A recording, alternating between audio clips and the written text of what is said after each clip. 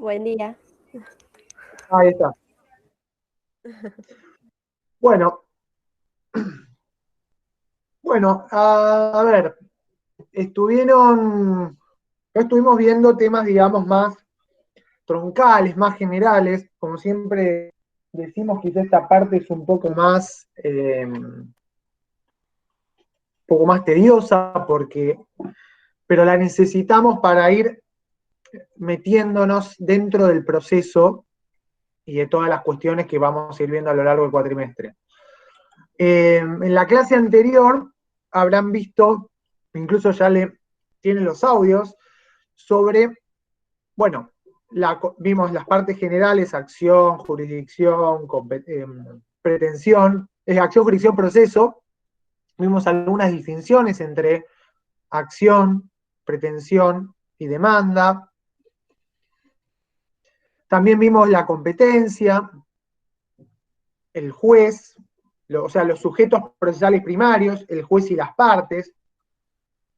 Después vimos en particular cuestiones vinculadas con el juez, sus deberes, sus derechos, las garantías, quién lo designa, quién lo remueve.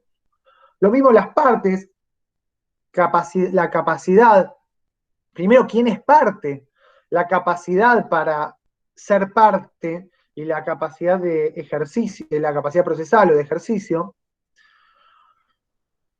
o sea, la capacidad para intervenir por sí en el proceso. Y también vimos un poco quiénes son esos auxiliares de las partes y algunos otros intervinientes en el proceso, como los ministerios públicos y demás.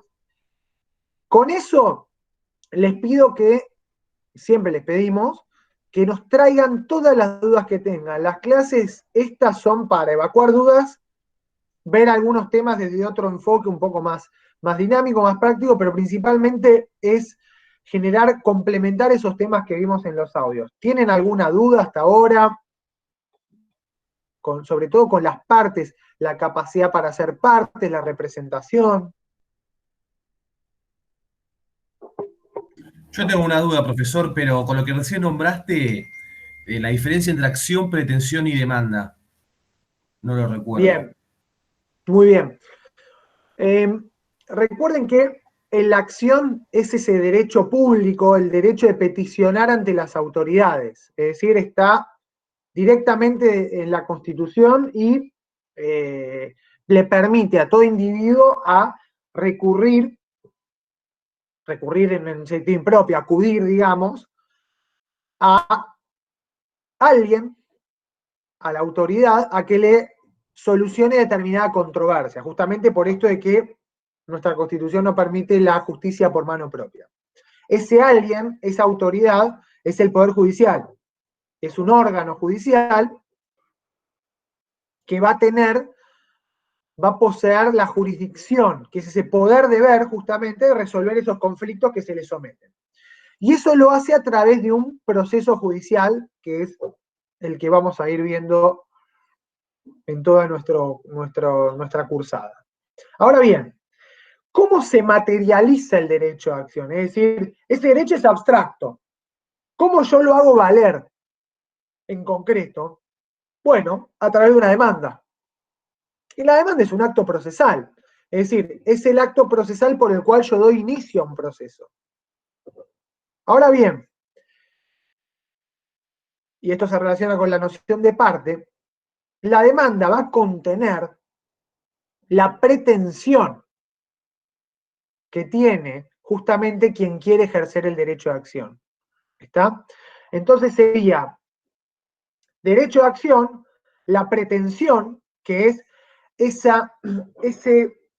lo dividimos, Palacio lo llama ese bien de la vida que se le pide a la otra parte y que yo pretendo, pero que se formula frente a la otra parte, pidiéndole, por ejemplo, una suma de dinero, un bien, la restitución de un bien, la tenencia de un bien, etc.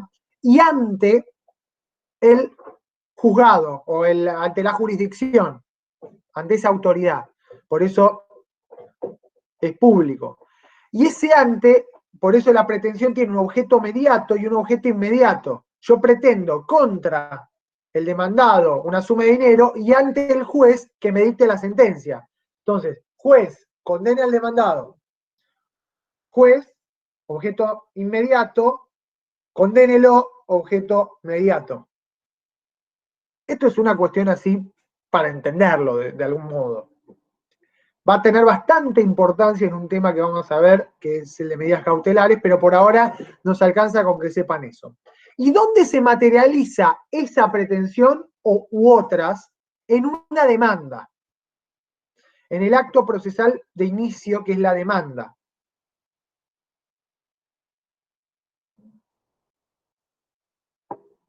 Que si no es el más importante, es uno de los más importantes del proceso.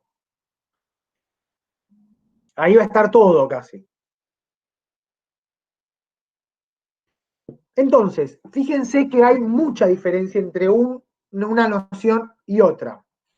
Y eso viene a cuento de que para ver lo que el tema de hoy, que es el proceso con pluralidad de partes, también tenemos que distinguir lo que es la acumulación de pretensiones, o el código lo llama acumulación de acciones. Van a ver que el código usa mucho la palabra acción, pero no acción como la conocemos nosotros, del derecho a acción, sino la usa como sinónimo de pretensión, generalmente. Entonces, el artículo 87, el código va a hablar de acumulación de acciones, que en verdad es de pretensiones. También se denomina acumulación objetiva.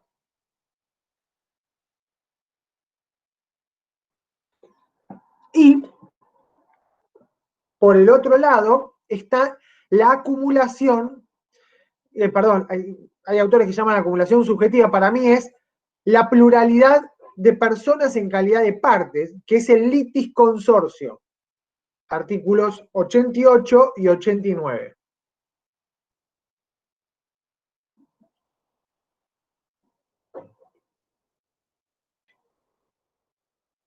Me hace una pregunta, Milagros.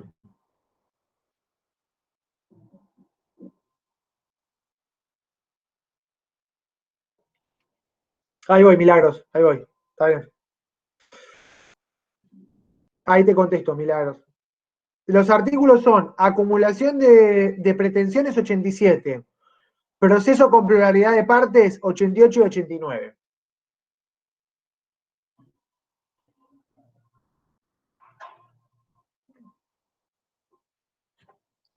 Ahí Antonio aclara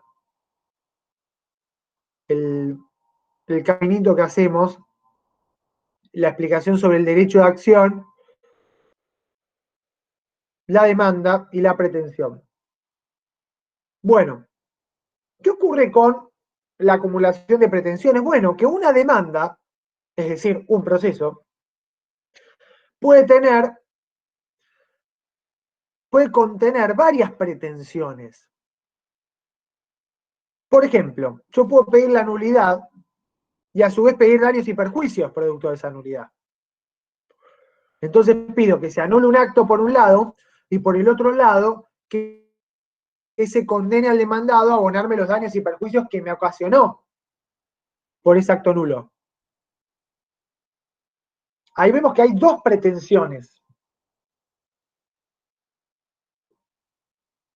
Eso es lo que el código llama acumulación de acciones. Desde luego, esas pretensiones que pretenden acumularse deben ser conexas, deben poder tramitar por los mismos trámites, el mismo proceso. No puede ser, no debería ser un proceso especial y otra un ordinario, tienen que tramitar por el mismo proceso.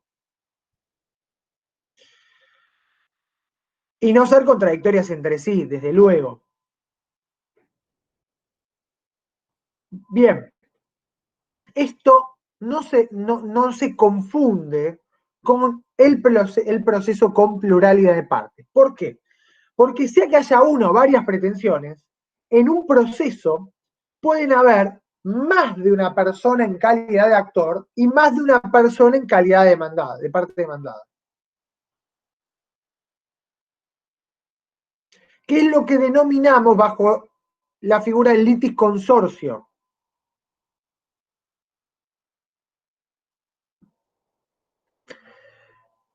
Entonces, el litis consorcio se da cuando hay más de una persona en calidad de parte actora y otra de parte demandada, recordando que nuestro sistema rige el principio de dualidad de partes. Que hay una actora que pretende, parte actora, y una demandada que frente a quién se pretende, pero que en la parte actora y la parte demandada, en la posición de parte actora y demandada, pueden haber varias personas que pretendan y varias personas frente a quién se pretende. Antes de avanzar entonces con respecto a los tipos de litisconsorcio, vamos a volver sobre una noción que es importante y que ahí estoy viendo que, por lo menos en la comisión anterior, quizá arrojar algunas dudas, y acá Milagros más o menos tangencialmente la plantea, que es la noción de parte. ¿Quién es parte actora? ¿Quién es la parte actora de un proceso?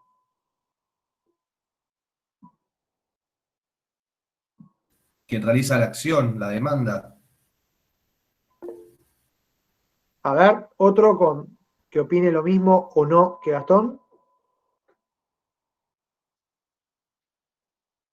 ¿Nadie? No sé si en el chat están escribiendo o no lo estoy viendo. Ah, Javier. Sí, están escribiendo. Ariana, la que lo inicia. Jimena, la que inicia el proceso. Pablo, quien tiene un interés. Celia, el demandante. Javier, el que lleva la pretensión a decidir. Ah, ahí me empieza a gustar un poco más. Facundo, el que recibe un daño o perjuicio y desea repararlo. Matías, la parte quien interpone la demanda. Jessica, quien tiene un interés legítimo. Milagros, toda persona física y comunidad que reclame nombre propio. Está bien, Milagros, eso creo que lo dice Palacio directamente. Está bien, está muy bien igual.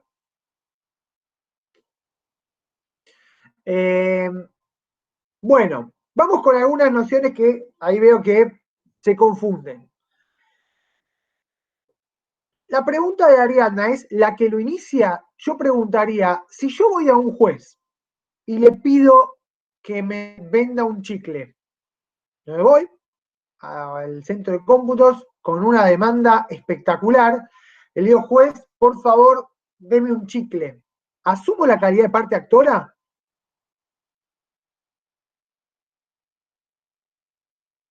¿Sí, no? No. No. ¿Por qué no asumo la calidad de parte actora si estoy iniciando una demanda?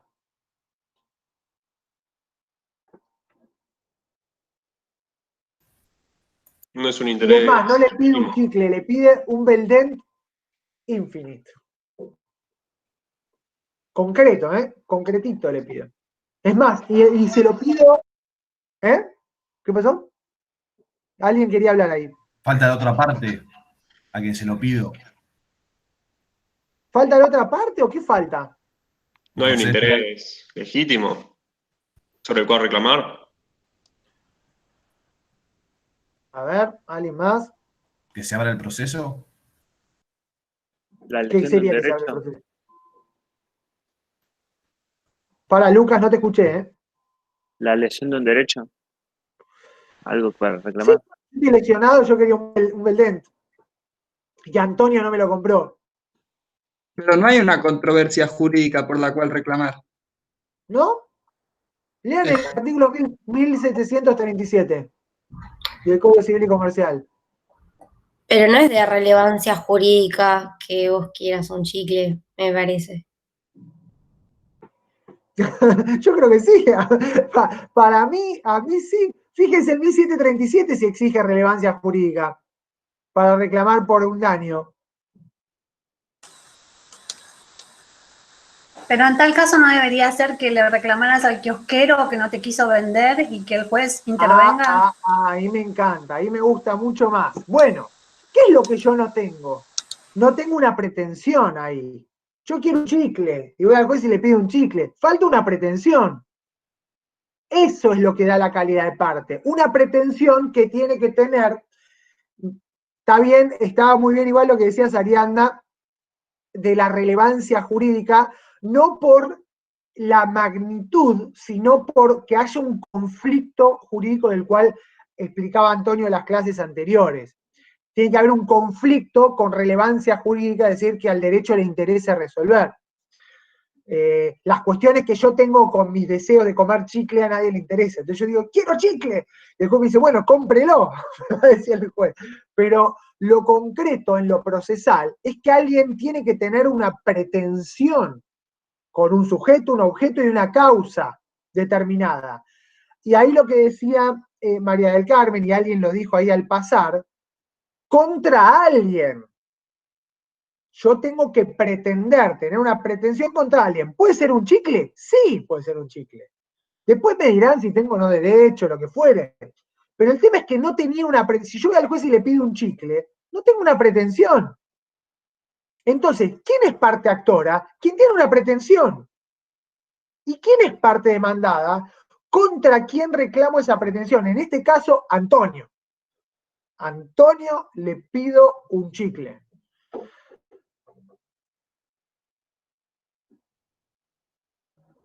Bien. Entonces, no interesa tanto quién deduce la demanda, quién inicia el proceso. No interesa quién tiene el derecho de acción, no. Actor es quien deduce una pretensión y demandado es contra quien se deduce una pretensión. Fíjense una cosa, ¿quién decide quién es demandado? El actor. A mí se me ocurrió pedirle un chicle a Antonio. Voy a un juez, demanda de daños y perjuicios para que Antonio me compre un chicle o en su defecto me pague el valor del chicle. Porque él se había comprometido a comprarme un chicle. Listo. Actor yo, demandado a Antonio.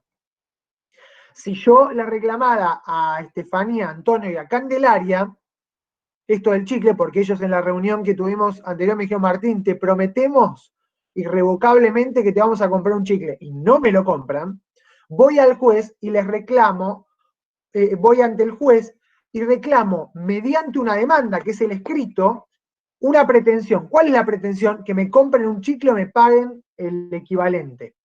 ¿Contra quién?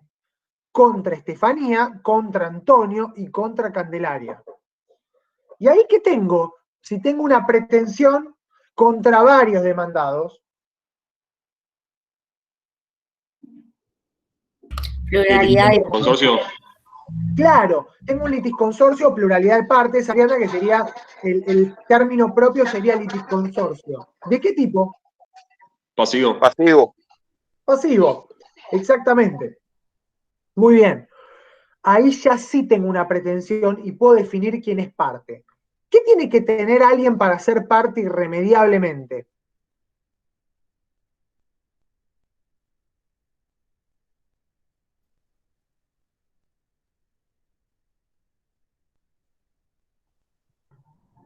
¿Alguien? Legitimación. Bueno, Paula dice capacidad de derecho. Pablo dice capacidad. Bien. Ah, bien, Jessica con litisconsorcio pasivo.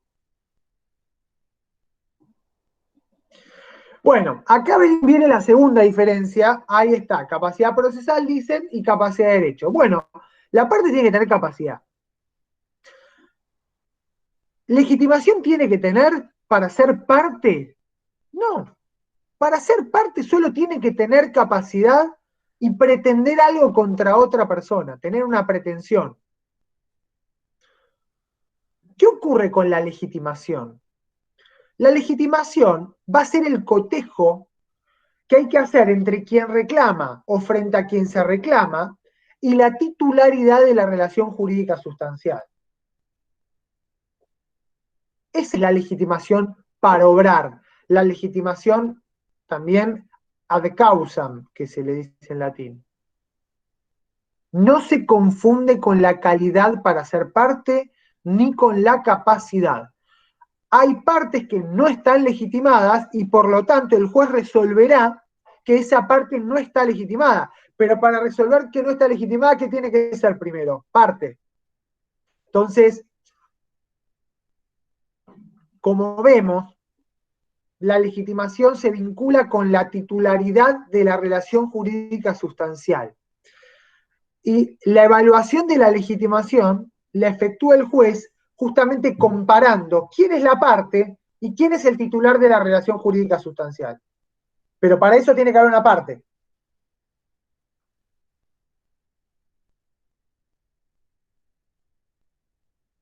Ahora vamos a volver en 2 minutos sobre esto. Entonces, lo que sí tiene que tener la parte es capacidad. ¿Capacidad para qué? Para ser parte. ¿Y quién puede ser parte? ¿Quién tiene capacidad para ser parte? ¿Quién puede ser parte procesal? Persona física o jurídica. Bueno, muy bien, pero entonces, ¿qué sería? Toda persona, en general. Tenemos algunas discusiones, como siempre decimos, en cuanto a los animales. Hay un fallo que reconoce titularidad de derechos a las personas no humanas, ¿eran? ¿Cómo era? Algo así la llaman. Personas no humanas. Y Yo tenía bueno, entendido que los animales eran tratados como objetos.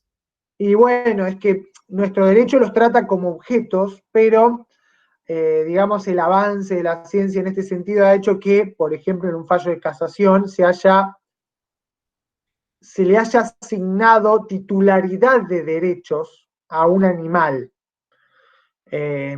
Como que el animal tiene derechos. Y hay toda una corriente del derecho, que es justamente el derecho animal, que pregona que los animales tienen derechos por sí, no como objetos, sino como sujetos de derecho. Esto genera algunos problemas, yo siempre digo, así de, digamos, ontológicos, pero más allá de la discusión jurídica, a veces son recursos técnicos que tiene el derecho para proteger a alguien. Bueno, llamarlo persona, llamarlo H, busquemos la manera de proteger a los animales, en eso no hay duda. Pero, como regla, la capacidad de derecho está solo atribuida a las personas. La capacidad para ser titular de derechos y obligaciones está solo atribuida a las personas, salvo estas excepciones que acabo de comentar. Una mona, sí, Pablo, era una orangutana. Y se llamaba Sandra. Bueno, entonces, esta capacidad debe estar porque cuando vaya a un tribunal un perchero o una silla, no le van a admitir el reclamo porque no tiene capacidad de derecho, no es una persona. Ahora bien, esto es capacidad para ser parte. Ya la dejamos, ya puedo ser parte. Bien. ¿Qué tiene que tener la parte además? Capacidad procesal, que es la capacidad para ejercer los actos procesales. Se vincula con la capacidad de ejercicio. ¿Y quiénes pueden ejercer actos procesales? Bueno, como regla, aquellas mismas personas que pueden ejercer actos jurídicos para el derecho de fondo, como regla. ¿Quiénes son? Mayores de 18 años y capaces. Muy bien, pero tenemos excepciones que son las personas con capacidad, artículo 23, 24 y 25 del Código Civil y Comercial, que son las personas con capacidad restringida por sentencia, o bien los niños, niñas o adolescentes.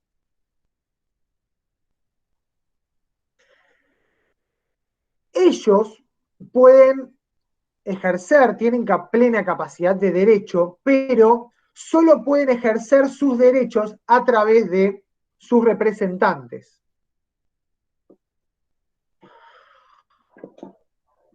Entonces, en el proceso se requiere capacidad procesal, capacidad para ejercer los actos. Y lo pueden ejercer las personas capaces. Una consulta. Sí. ¿Qué pasa con el caso de los menores de edad emancipados? ¿También necesitan la representación de sus padres o pueden acceder sin capacidad? Hay que tener en cuenta que hoy la emancipación solo tiene lugar en un muy específico supuesto, que si no me equivoco es por matrimonio, a partir de los 16 años. Ya no hay más emancipación, sino que además se instala a partir del, bueno, en verdad a partir de la ley 26061, pero sobre todo del Código Civil y Comercial, lo que se denomina la capacidad progresiva de los niños, niñas o adolescentes, que no se rigen por una capacidad rígida, por el binomio capacidad-incapacidad, sino que a medida que van creciéndose y desarrollándose, van adquiriendo mayores prerrogativas para ejercer por sí mismos los actos, sus actos y sus derechos, digamos. Entonces, tenemos que el código habilita a los menores a estar en juicio, por ejemplo, por sí solos, a los adolescentes, contra sus progenitores en reclamos de alimentos. Artículo 658, a ver, ya lo busco, creo que es 658 por ahí.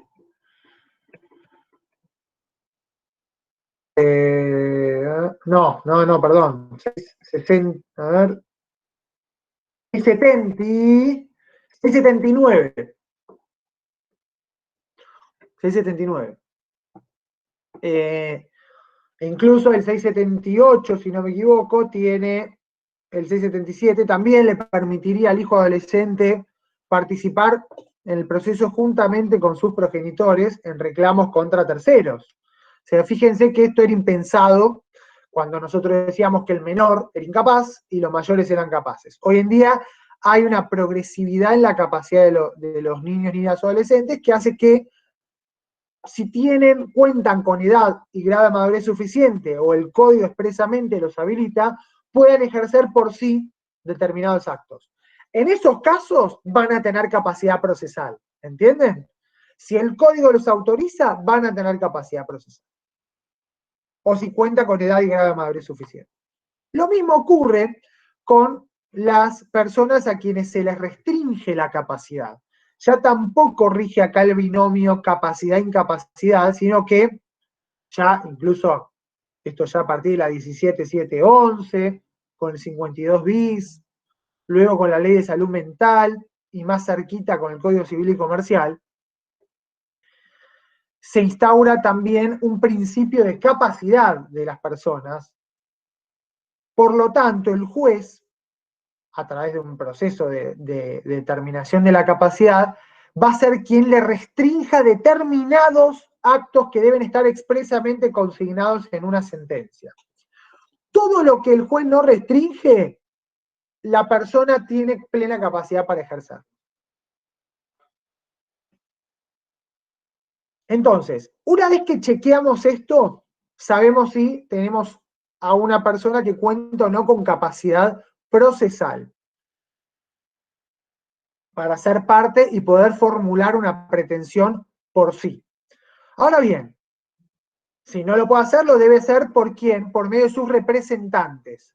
En el caso de los menores, progenitores, los niños, niñas, adolescentes son los progenitores, si no los hay, los tutores, si no los hay, el defensor de menores, y en el caso de las personas con capacidad restringida, los apoyos que el juez le designe, o bien en casos excepcionales en que deba restringirse totalmente la capacidad, serán los curadores. Bien.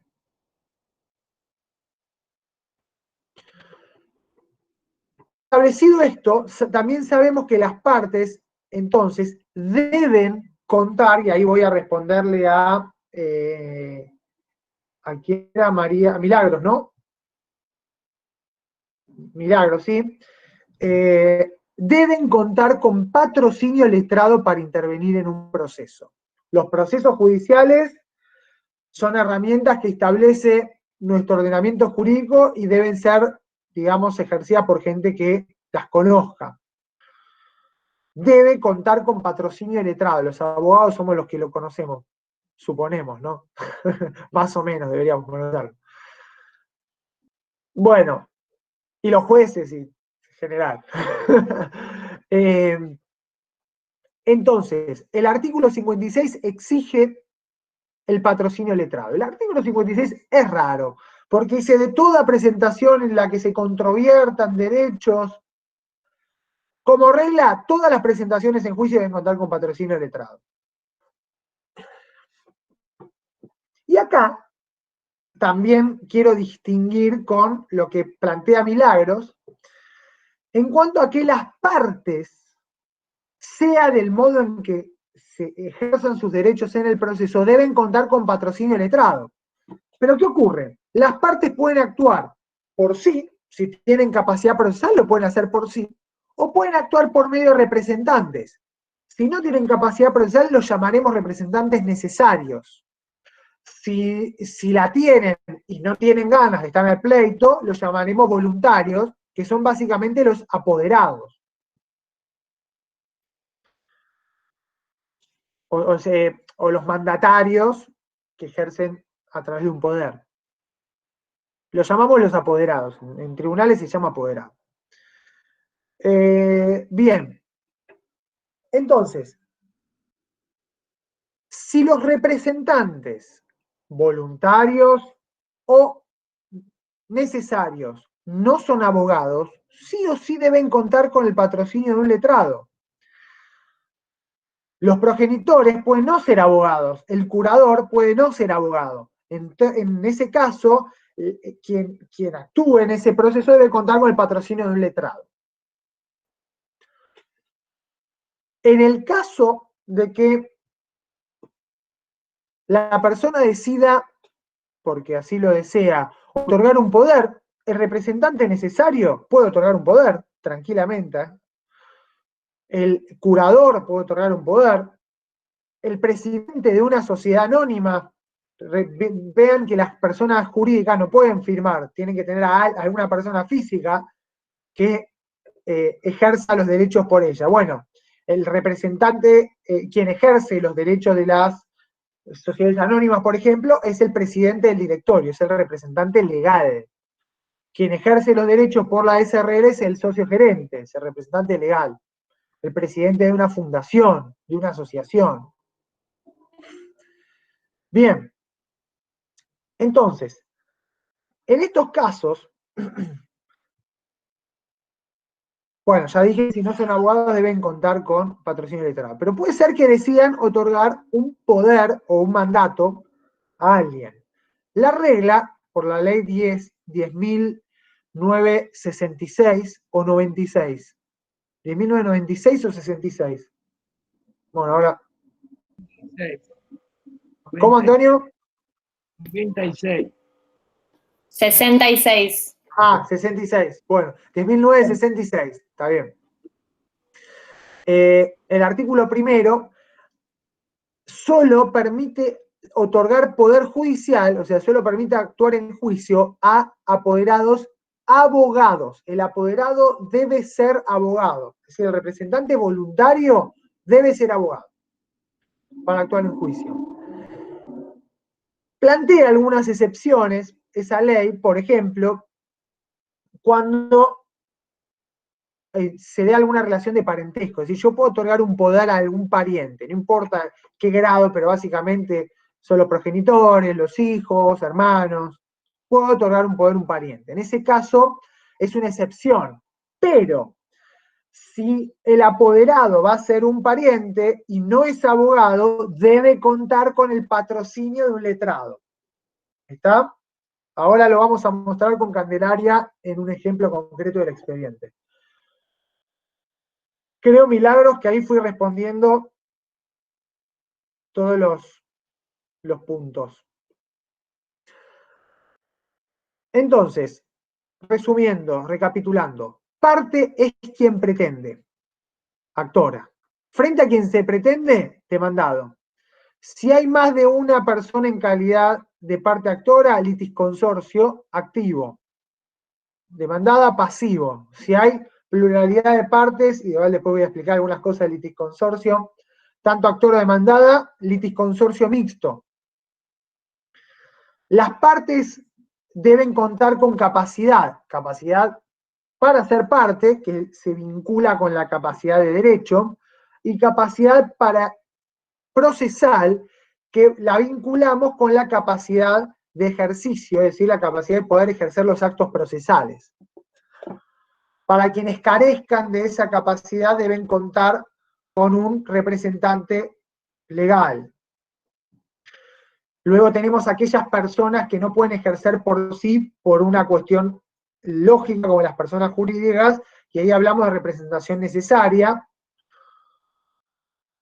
Y también podemos ejercer los actos procesales a través de una representación voluntaria, que es de un apoderado.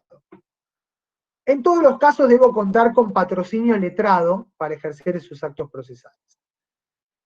Profe, una consulta. Sí, espera, Alexander, una cosita, sí. Sí, seguro.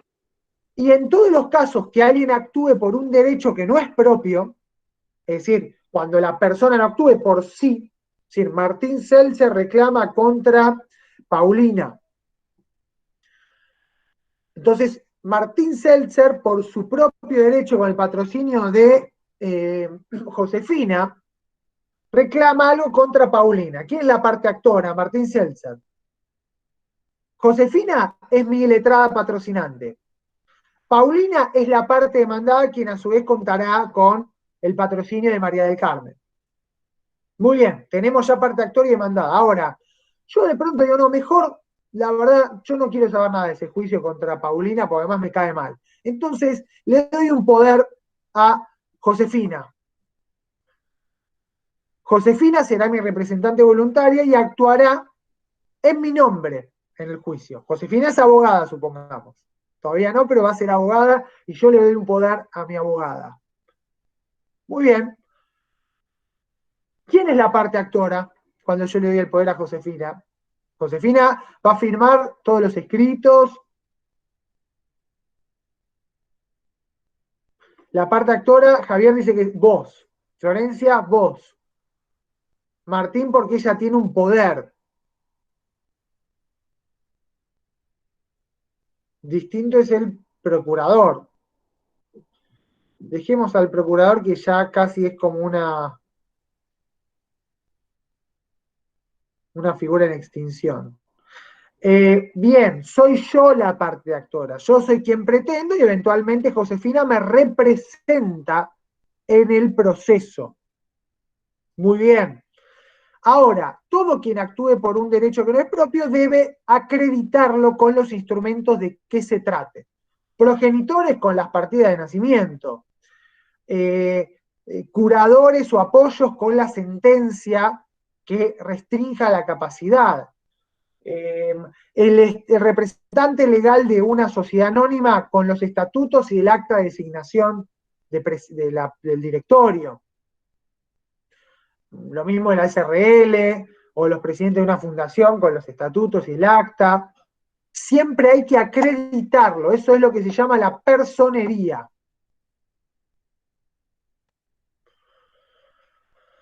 Esto ténganlo muy en cuenta, porque la acreditación de la representación o de la personería, junto con la noción de capacidad procesal, va a dar lugar después a que alguien se pueda oponer si yo no tengo capacidad suficiente o si no tengo representación suficiente. ¿Está? Va a ser una defensa, una excepción que voy a poder plantear, lo vamos a ver más adelante. Bien, Alexander, perdón, ¿qué me decías? Sí, profe, tengo una duda. Por ejemplo, si yo soy abogado, pero quiero, no sé, me quiero divorciar, o en el caso, por ejemplo, de un progenitor que va a actuar en representación de su hijo, pero es abogado. En el caso de ese progenitor, y en mi caso, nosotros requerimos del patrocinio letrado de otro colega para poder actuar, ¿o no es necesario? No, no es necesario. No es necesario justamente porque en esos casos se llama el ejercicio por causa propia. Se le dice así, letrado en causa propia. Porque lo que se requiere es que la parte cuente con patrocinio letrado. Si su representante es letrado, cuenta con patrocinio letrado. Si no es letrada la parte, necesita de un letrado. Y si la propia parte es abogada, puede ejercer por sí sin necesidad de contar con otro patrocinio letrado. Lo importante es que la parte cuente con patrocinio letrado, sea como sea que intervenga la parte. Ok, perfecto, gracias. No, por favor. No es, obviamente la práctica no es aconsejable esto, porque el letrado en causa propia es para problemas. ¿No, Antonio? No es aconsejable. Abogado en causa propia tiene a un tonto como cliente. Está muy bien, claro, claro.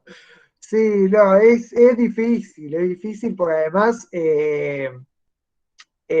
siempre no hay un caso de un letrado con causa propia que no se le salte la chaveta. Hay que ser muy frío para defender un interés propio como se requiere, con la frialdad que exige el debate procesal, con plazos que cumplir, formas que cumplir. Ese mismo abogado, cuando patrocina a su cliente, quizás es brillante, especula con los plazos, mete los recursos, funda los memoriales, es medido, va a las audiencias, defiende a su cliente, lo calma a su cliente, lo serena, dice, hay tiempos, tarda. Cuando va por sí mismo, los escritos los pone en mayúscula con letra 24. Señor juez, escúcheme lo que le digo, es una vergüenza lo que está haciendo, cosas así. Es decir, este es el mismo que en el otro juicio era un señor o una señora que actuaba, y es así, en negrita, hacen denuncias, lo denuncio a usted. Claro. Y además se me ocurre, toma tantas precauciones, tiene tantos cuidados que evidentemente se va a equivocar. No puede estar tranquilo, quiere tomar todas las precauciones y se va a equivocar seguro. También, sí, influyen muchos factores que aconsejan acudir a un tercero. Así como uno no es buen psicólogo de sí mismo, tampoco es buen abogado de sí mismo. Es decir, tampoco es médico de sí mismo. Todas las cuestiones que hacen a uno mismo mejor acudir a un tercero. Bueno, a ver, es que si falta la firma de letrado se intima, ¿cómo sería eso? Ahí contestó Estefanía, se tiene por no presentado y se le devuelve al firmando todo escrito viendo ya la firma de letrado, no la tuviese. Sí. Las presentaciones que no cuenten con firma de letrado se intimará en los mismos términos del 120, que es cuando faltan las copias para traslado. Es decir, se le va a pedir en el plazo de 2 días que venga con la firma de letrado. Si no, se lo tiene por no presentado. Esa es la consecuencia. Bueno, dicho esto, entonces, no sé si les queda alguna duda con esto de parte, voy a explicar un poquito litis consorcio e intervención de terceros. Igual vamos a ir y volver con esto. Ah, perdón, antes, Candelaria, ¿tenés? Así lo ponemos. Yo mientras vos lo ponés voy a buscar el cargador porque... Dale, lo voy mostrando. A ver, ahí están viendo mi pantalla. Sí, ahí se ve.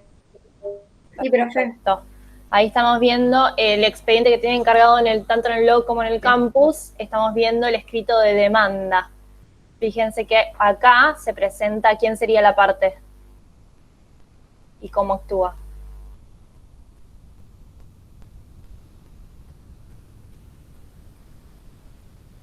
Rodríguez.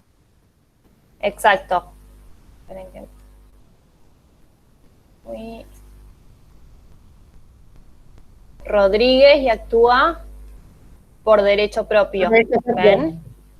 Con el patrocinio letrado de la doctora Herrera. Entonces, quien va a firmar este escrito, vamos a ir al final del escrito.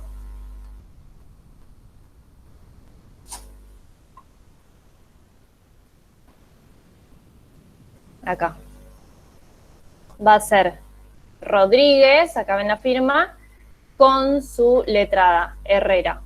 ¿Sí? En cambio, este es el escrito de demanda. En cambio, la contestación de demanda Fíjense que acá contesta la aseguradora, acompaña al poder porque evidentemente no se va a presentar, lógicamente, una persona jurídica por derecho propio, sino que se va a presentar, acá vamos a ver el escrito, ahí lo están viendo, por apoderado. Fíjense que en este caso es Julio César, quien es abogado, y acá en el primer capítulo acredita su personería, tal como lo acredito con el Poder Judicial que acompaño, es el que les mostraba al principio que acompañó. Entonces este escrito va a ir firmado únicamente por el letrado apoderado.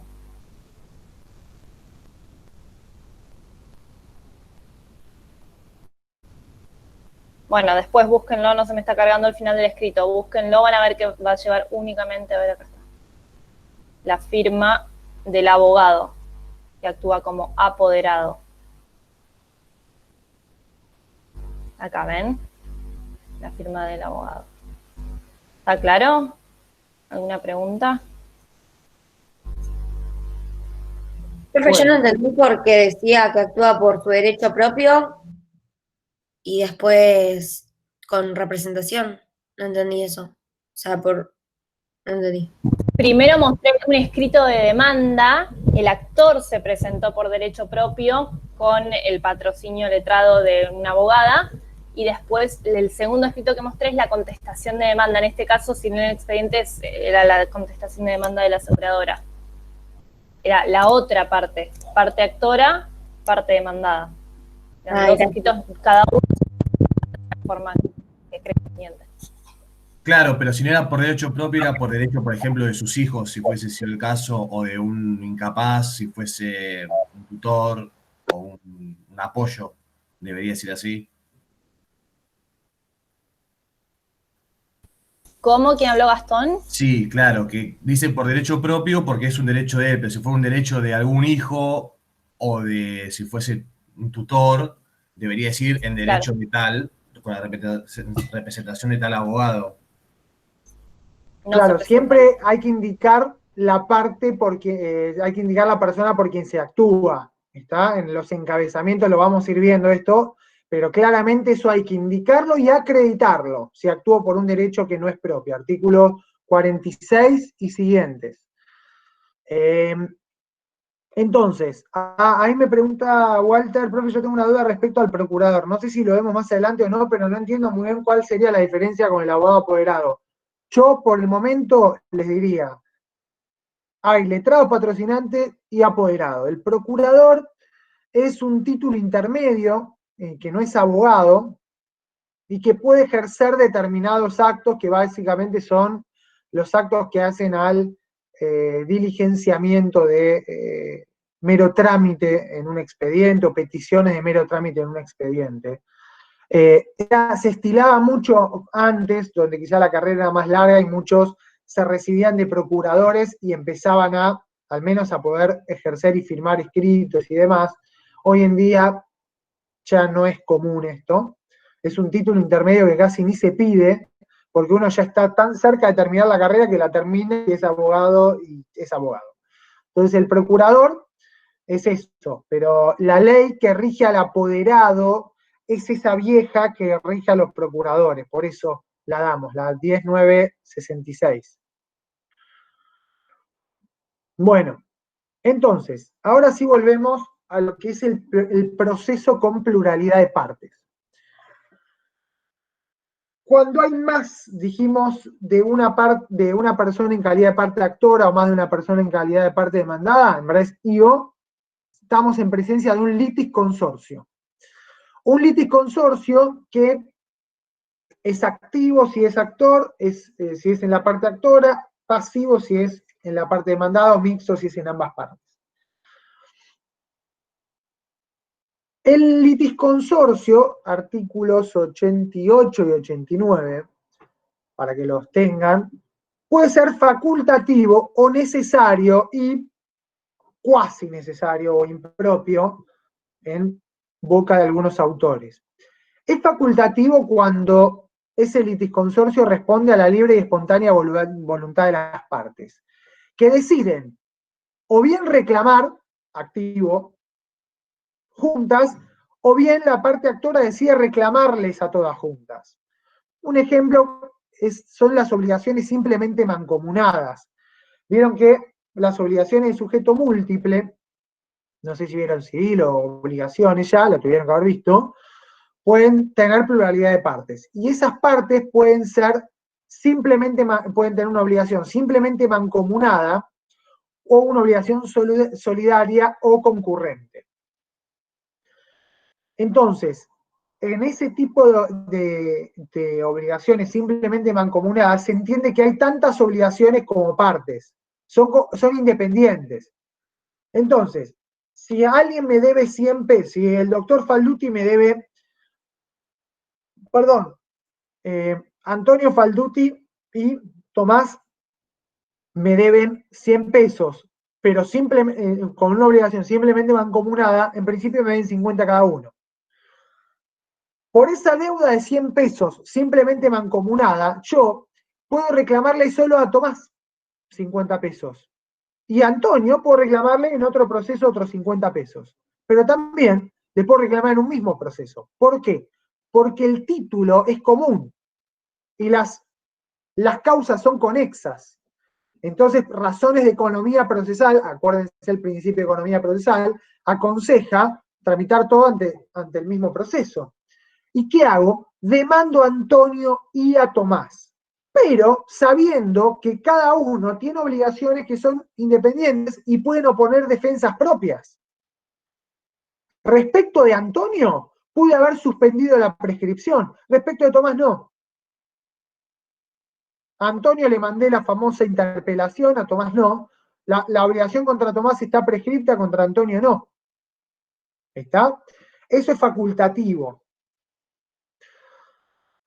Y va a tener determinadas consecuencias procesales que es difícil englobarlas genéricamente porque es muy casuístico esto, pero básicamente implica independencia procesal de las partes. Cada parte es independiente y yo puedo desistir contra Tomás y no desistir contra Antonio. O viceversa. Puede apelar Tomás y no apelar Antonio, y si los hechos no son comunes, se vinculan con cuestiones propias, afectarlo a Tomás solo.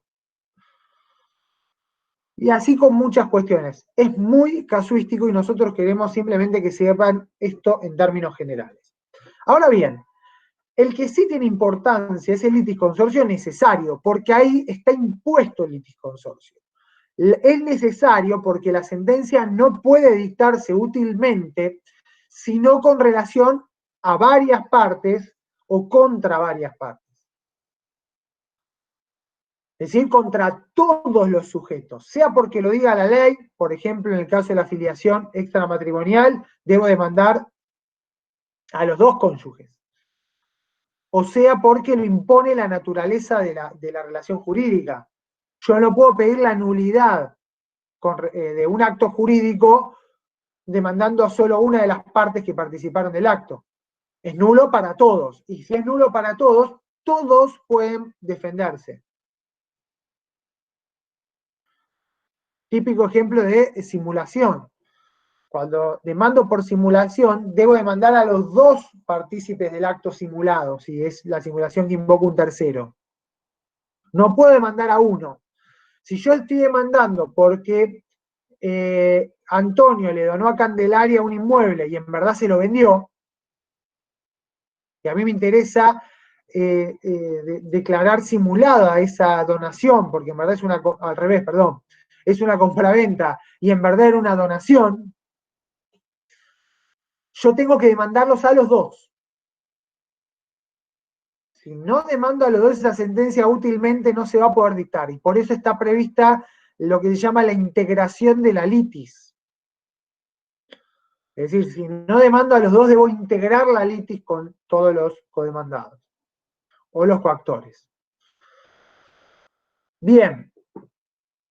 Al lado de, bueno, el litisconsorcio necesario va a suponer que como la controversia es común y debe ser necesariamente dictada contra todos, los actos de disposición que realice uno van a afectar a todos. Lo mismo que no puedo desistir contra uno y no contra el otro. El impulso del proceso de uno va a beneficiar al otro. Y así van a estar más interconectados los actos que ejerzan cada uno en un proceso. Luego, al lado de estos dos tipos de litisconsorcio, también tenemos el litisconsorcio que Palacio llama cuasi necesario o impropio, que es un litisconsorcio que se da en los supuestos de obligaciones solidarias o también concurrentes. ¿Por qué? Porque como regla, ustedes saben que en obligaciones solidarias yo puedo demandar a cualquiera de los obligados solidarios. Eso pareciera decir que hay un litisconsorcio facultativo. Pero ocurre que en el proceso, una vez que ya demandé a todos, los actos de uno van a tener mucha incidencia en el otro, por el tipo de relación sustancial que tienen los obligados solidarios. ¿Está? Hay muchos actos que van a afectar a ambos y no solo a uno de ellos. Entonces, se dice el litisconsorcio cuasi necesario. Bien.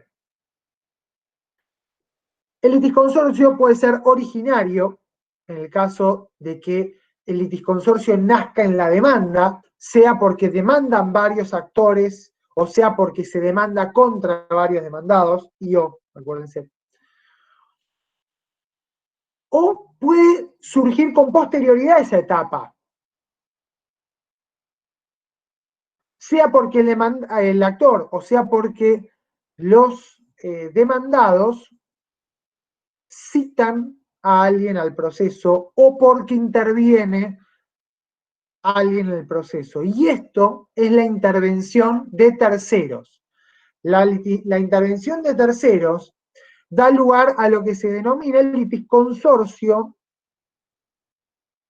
sucesivo, no el originario. ¿Y por qué el código regula la intervención de terceros? Precisamente porque regula el modo en cómo esos terceros van a intervenir en el proceso. Pero, como regla, el tercero, cuando interviene en el proceso, interviene en calidad de parte. Una vez que se suma el tercero al proceso, es parte. Por este principio de dualidad de parte que decíamos. O es parte actora o es parte demandada.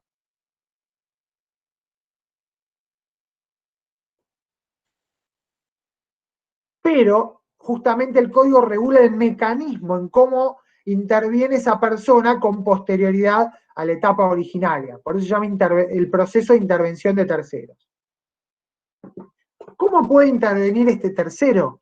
Bueno, puede intervenir por iniciativa propia, intervención voluntaria, o puede intervenir por iniciativa de las partes, que es la intervención provocada, que también la van a escuchar como intervención coactiva o obligada.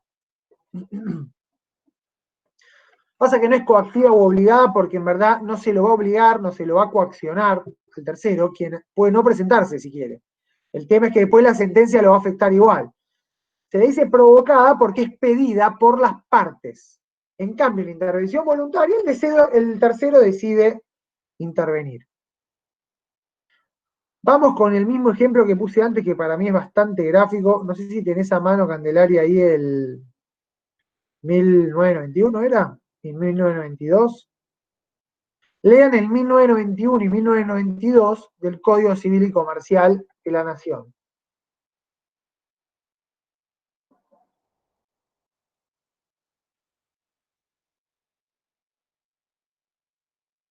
Leanlo. Te doy 2 minutos, a ver si está. Ahí está. Se me cortó en el mismo lugar, ¿sabes qué debe ser? ¿El mismo lugar? No, un máximo de caracteres que permite el chat. Algo así debe ser. Ahora copio el 1991. Claro. Pasó lo mismo que antes.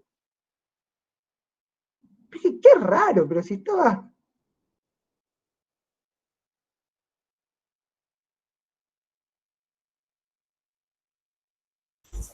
Ahí lo copio completo. Bueno, entonces vamos a poner un ejemplo para tratar de entender esto de intervención de tercero, que es un tema álgido. Y que yo al menos todavía no lo tengo claro, no sé vos, Antonio, Candelaria, es un tema complicado, complejo, pero bueno, vamos a tratar de dar las nociones. Los decían los grandes procesalistas, es diabólico. Es diabólico, es diabólico. Y además es diabólico porque nosotros tenemos una pretensión, que es la que tienen a veces también los científicos, ¿cómo se llaman ahora los que están de moda, los epidemiólogos? De querer dar una explicación de todo, de querer tener una explicación abarcadora de todos los... y no, y justamente intervención de terceros y litisconsorcio es muy casuístico porque depende del fondo.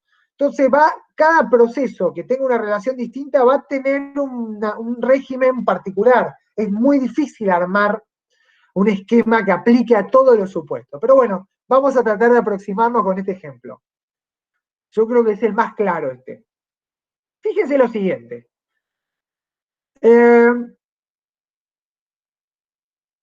Yo tengo una propiedad con Antonio. Tenemos un inmueble en condominio. Y contratamos a Javier para que nos lo pinte. Y le haga una... perdón, Javier es pintor. Y tiene una empresa de pintura y refacciones del hogar.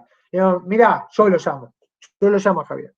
Le digo, mirá, Javier, se me cae la casa a pedazos, tengo la pared que se me cae, por favor, refaccioname, es necesario hacer esto porque si no hay humedades. Bueno, agarra Javier y dice, sí, ningún problema, el presupuesto son 5 millones de pesos. Yo, bueno, Javier, buenísimo, arrancá. No, me dice Javier, pagame. No, Javier, arrancá y si vos lo terminás y está todo bien, yo te pago. Bueno, está bien, Martín, como tengo necesidad de trabajarlo, bien, lo hace. Termina el trabajo, me llama, Martín, ¿me pagás, por favor? No. Yo, ¿cómo no me pagás? No te pago porque hiciste el trabajo mal y porque además no tengo plata. Ah, bueno. Entonces, ¿qué hace Javier?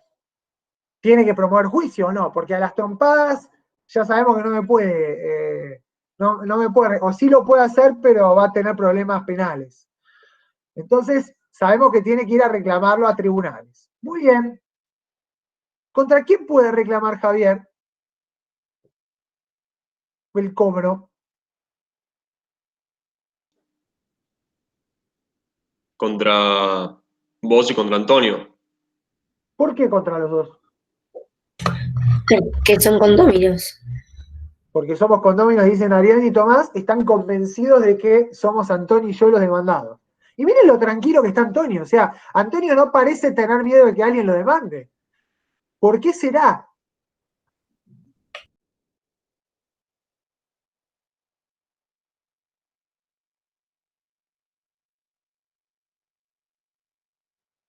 Nadie tiene una... Ahí está. Martina dice contra los dueños. Pablo dice contra los condóminos. Paula, contra vos solo. El contrato fue con vos. Gastón pregunta si no hay responsabilidad solidaria. Me gustaría, Gastón, que me lo respondas. Josefina, ¿por qué es un condomino? No me acuerdo el por qué a qué. A ver, ahí Paula lleva las de ganar. Paula lleva las de ganar porque interpretó el 1992 y la teoría general de los contratos. Igual la norma está bien en que lo aclare, pero los contratos son entre partes. Y acá hay un contrato de locación de servicios. ¿Está? Javier dice, pero benefició a Antonio. Bueno, es como que yo diga, construyeron una playa y benefició a todo el mundo y bueno, entonces le cobro la playa a todo el mundo. Qué linda vista, qué linda plaza, se las cobro a todos. Bueno, el que lo contraté fui yo, a Javier. Y Antonio, miren lo tranquilo que estaba Antonio, pues sabía que estaba como quería. Y el 1292 aclara esto. ¿Qué ocurre acá? Antonio no tiene legitimación para ser reclamado. Obviamente, Javier puede promover juicio contra Antonio, eso está claro. Pero Antonio le va a poner una excepción de falta de legitimación, como luego veremos. Pero yo no voy a ese supuesto. Yo voy al supuesto en que Javier entonces me demanda a mí solo. y no puede demandar a Antonio. Antonio no tiene legitimación pasiva para ser demandado por Javier. Entonces, ¿qué ocurre ahí? ¿Qué pasa con Antonio? Antonio, que está tan tranquilo, cuando Javier me demande, ya no va a estar tan tranquilo. ¿Por qué no va a estar tan tranquilo? Porque como dice el 1991 y el 1992 también, si yo pago, le puedo pedir el reembolso a Antonio de lo pagado si se tratara de un gasto de conservación del inmueble. Y bueno, la pintura podemos discutir que puede ser un gasto de conservación. ¿Y qué ocurre? ¿Qué me dice Antonio a mí? Yo, che, Antonio, ¿pagamos a Javier? Antonio me dice, ni loco, si es un trabajo desastroso. Y yo digo, no, mira, Antonio, a mí yo le quiero pagar, así que, no, mira, ya está, yo le voy a pagar. Antonio dice, no, ni loco, me peleo con Antonio. Javier me demanda a mí. ¿Qué hace Antonio? ¿Qué puedo hacer, Antonio? ¿Ya está? ¿No tiene nada que hacer en ese proceso? ¿En ese proceso en trámite? Exactamente, Camila. Y no, ojo Pablo, no es un tercero, va a poder intervenir con este régimen que les estoy contando. Va a poder intervenir voluntariamente. Entonces, ¿qué dice Antonio? Yo quiero intervenir porque tengo un interés. ¿Cuál es mi interés? Que si Martín pierde, me reembolsa. Y si Martín no se defiende bien de Javier, que hizo un trabajo desastroso, yo voy a estar perjudicado. Y Javier hizo un trabajo mal, está toda la casa rota. Entonces, ¿qué va a controlar Antonio en ese proceso? Que yo me defienda bien, pero esa es la intervención voluntaria adhesiva coadyuvante, pero sabiendo, adhesiva simple o coadyuvante, pero sabiendo Antonio que no puede ejercer actos contrarios, no puede tener defensas contrarias a mí. Solo puede apoyar mi posición en el pleito y robustecerla por un interés propio de él, no mío. Él se defiende a sí mismo y para defenderse a sí mismo me tiene que defender a mí en ese proceso. ¿Entienden? Esa es la intervención adhesiva simple. Pero Antonio no es legitimado pasivo porque la ley no lo emite. Ahora, ¿qué ocurre si en verdad los dos lo llamamos a Javier y le dijimos, Javier, venite, le firmamos el contrato y Javier dijo, bueno, arranco a trabajar y lo firmamos Antonio y yo. Pero Javier se embroncó conmigo, dice, yo lo voy a demandar a este solo y me demanda a mí solo. Antonio, si ve ese pleito, ¿puede estar legitimado Antonio para ser demandado? ¿Sí o no? Sí, ya vimos que sí, porque es contratante. ¿Qué puede hacer Antonio en ese proceso? Pedir la intervención voluntaria. Pero en este caso será una intervención adhesiva litisconsorcial, porque él estaba legitimado para ser demandado. Y ahí, lógicamente, va a tener más autonomía. Antonio va a poder plantear defensas, él va a poder defenderse de un mejor modo. ¿Está? En cualquiera de esos casos, Antonio va a pedir la intervención y de esa intervención se le va a acordar traslado a las partes para que se manifiesten y digan si quieren o no que intervengan. Y luego resolverá el juez. Tengan en cuenta que como Antonio está decidiendo participar y nadie lo llamó, va a tomar el proceso en el estado en el que se encuentra. No va a poder retrotraer. Está al piste. Vos querés intervenir, te hacés cargo del momento en el proceso en el que intervenís. Bien, ahora puede ocurrir que en este mismo caso que Javier me demanda a mí, yo le digo, no, ¿qué me demandás solo a mí? Si Antonio también te contrató, ¿qué hago yo? Pido la citación, yo demandado, pido la citación provocada, obligada, coactiva de Antonio al proceso. Le pido al juez, la controversia es común, ese es el supuesto de procedencia, o bien también es un supuesto de procedencia que yo tengo una acción de reembolso. contra ese tercero. Entonces, ¿por qué Javier me demanda a mí solo? Si Antonio también lo contrató y a Antonio también le interesa esto. No, momento. Venga Antonio al proceso. ¿Cuándo lo puedo pedir? En la contestación de demanda. Lo mismo que el actor puede pedir la intervención de un tercero, llamémoslo un acreedor solidario, en la demanda.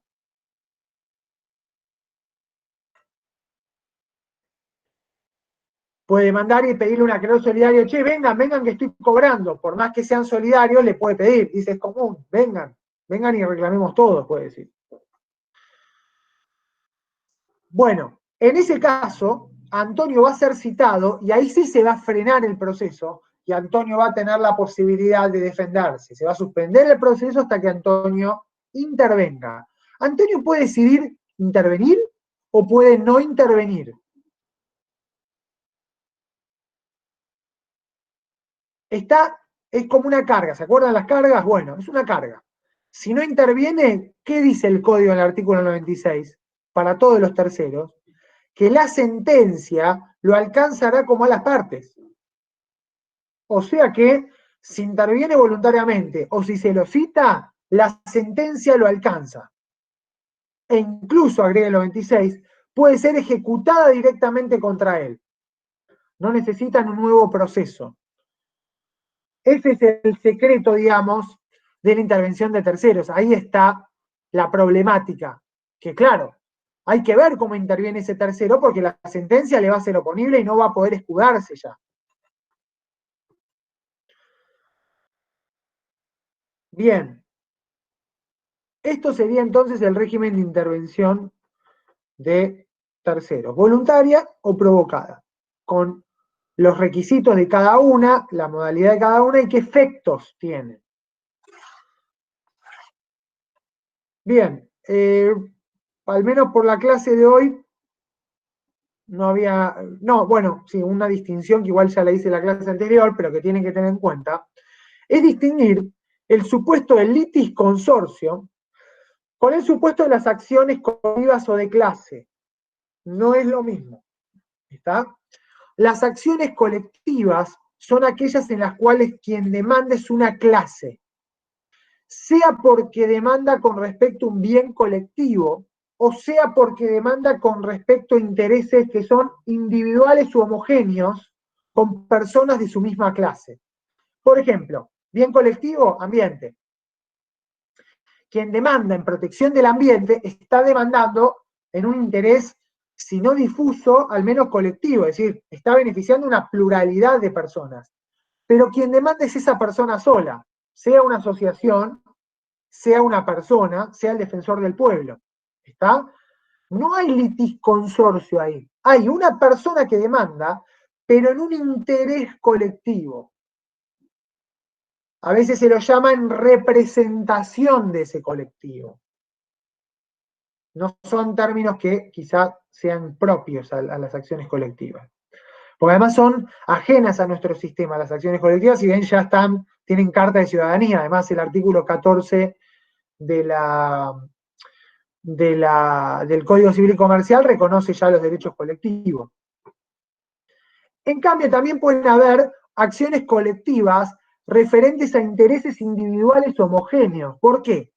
Porque hay un hecho único, una causa única que perjudica una pluralidad de sujetos y que la ley, o al menos, y que razones de economía procesal, incluso de eficacia, aconsejan que se demanden en un pleito, en un solo proceso. Y no reclama a los 20.000 consumidores afectados. Reclama uno, en representación de todos, o reclama una asociación de consumidores en representación de ese colectivo. Bueno, a partir de ahí esa asociación o el que reclama identifica ese colectivo por el cual está reclamando, pero demanda solito. No hay litisconsorcio. ¿Entienden esta diferencia? ¿Queda claro? Obviamente, yo lo trato de explicar así, lo pongo bien absurdo, pero hay veces que no es tan claro. ¿Está? Es importante que sepan las diferencias, pero que en la práctica puede haber problemas con esto. Sobre todo porque la noción de acciones colectivas no es foránea, es decir, no es nuestra.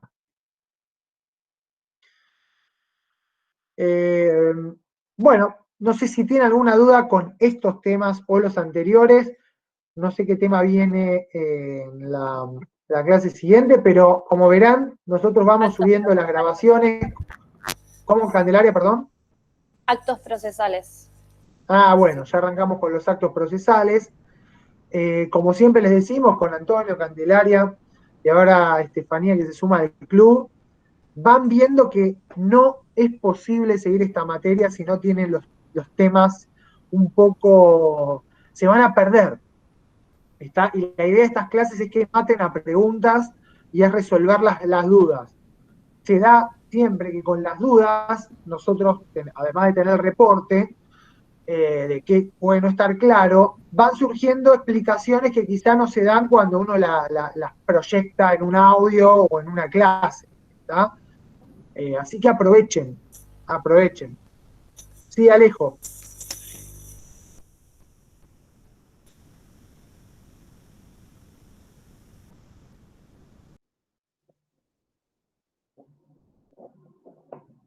Alejo pregunta si el litisconsorcio puede tener relación con los contratos de consumo. Sí. Claro, no. Ahí Milagro justo, perdón, pensé que era Alejo el que seguía escribiendo. Volvamos a distinguir algo. La demanda a la cadena de producción del artículo 40 de la ley de los consumidores, que es la demanda al proveedor, al distribuidor, al comercializador, a quien publicitó o a quien puso una marca en un producto, puede llevar a que haya un litisconsorcio porque hay varios sujetos en calidad de demandado. ¿Qué elige el consumidor? Demando a todos. Porque la ley me dice que son todos solidariamente responsables. Demando a todos en un mismo proceso. ¿Está? Se dan los requisitos, ¿por qué? Porque hay una relación que se vincula, además hay conexidad contractual también, por eso la responsabilidad, entonces puedo demandarlos en un mismo proceso. ¿Está? Litisconsorcio pasivo, no necesario, sería un litisconsorcio impropio o cuasi necesario, como le dice el Lino Palacio. Eso no es lo mismo que una acción colectiva, que es lo de los intereses difusos o colectivos que ahí plantea Milagros. ¿Está? Entonces, litisconsorcio puede darse en relaciones de consumo, sí, por supuesto, y no se confunde con las acciones colectivas o acciones de clase. ¿Alguna duda más? Siempre recuerden que cuentan con estas clases, las subimos en el YouTube, en el canal de YouTube, tienen las grabaciones, o sea que material tienen. Incluso pueden ver la clase anterior, que a veces hay dudas o hay cuestiones que se ven diferentes, y nosotros incluso para no aburrirnos damos los temas diferentes, así que... Profe, sí. Yo tengo una duda, pero que tiene que ver con un tema anterior, porque, bueno, recién pude escuchar bien el audio el fin de semana, y era cuando se hablaba de la recusación, en donde veíamos la recusación con expresión de causa y la recusación sin expresión de la causa. Había una parte, una vez que ya se habían explicado las dos formas de recusación, que decía que a diferencia de la recusación con expresión de causa, en el caso de la recusación sin expresión de causa, una vez que el juez había verificado la admisibilidad de la recusación, es decir, que se haya ejercido por primera vez y en la primera presentación, automáticamente remite la causa al juez que siga en el orden de turno y por sorteo. Allí lo que no entendí con eso de automáticamente y en cuanto a que a diferencia de la recusación con expresión de causa era así, en este caso, o sea, efectivamente es automático y no se va a enviar el expediente en el caso que sea, por ejemplo, un juez de primera instancia, a la Cámara para que, exactamente, a la Cámara para que ellos evalúen.